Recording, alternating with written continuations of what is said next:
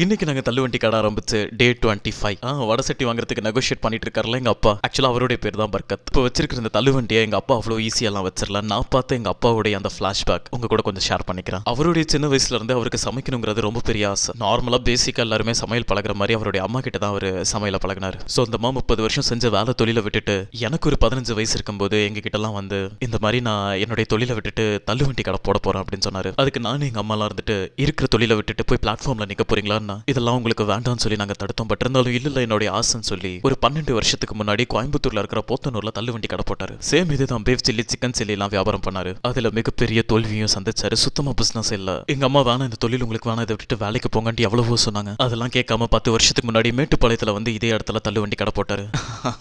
அப்பயும் மிகப்பெரிய தோல்வியை சந்திச்சாரு. இதெல்லாம் உனக்கு வராதுப்பா வேணாம் விட்டுருன்ட்டு எவ்வளவோ சொன்னோம். இல்ல அப்படிலாம் விட முடியாது நான் பழக போறேன்ட்டு மேட்டுப்பாளையத்துல ஃபேமஸா இருக்கிற ஒரு சில ஹோட்டல்ல மாறி மாறி 10 வருஷம் வேலை செஞ்சாரு. அதுக்கப்புறம் 10 வருஷம் கழிச்சு நான் மறுபடியும் தள்ளுவண்டி கடை வைக்க போறேன்ட்டு எங்க கிட்ட வந்து சொல்லும்போது எங்க பாரு உனக்கு வயசாயிருச்சு தேவையில்லாம பண்ணாத தோல்வியை ஒழுங்கா ஒத்துக்கொண்டு எவ்வளவோ சொன்னோம். அதுக்கு அவர் சொன்னது சாகிற வரைக்கும் நான் இதுல தான் போராட போறேன். மரணம்னு வந்துச்சுன்னா நான் போய் சேர்ந்துருவேன். இறைவன் மேல நம்பிக்கை வச்சு ஆரம்பிக்கிறேன். உனக்கும் நம்பிக்கை இருந்தா என் கூட நில்லு, இல்ல நான் போய் உன் வேலையை பாருன்னாரு. இல்லப்பா நான் உன் கூடயே நிப்பேன் நின்னா இன்னைக்கு ஒரு மாசத்துக்கும் கம்மியா பெரும்பாலான மேட்டுப்பாளைய மக்களுடைய நம்பிக்கையை நாங்க ஜெயிச்சுட்டு வரோம். So thank you for every one. And last but not least ஒன்னு சொல்லிக்கிறேன். எங்க அப்பா அவர் அம்மா கிட்ட இருந்து சமையல கத்துக்கிட்டாரு. நான் அவர்கிட்ட இருந்து இந்த விடாமுயற்சியை கத்துக்கிட்டேன்.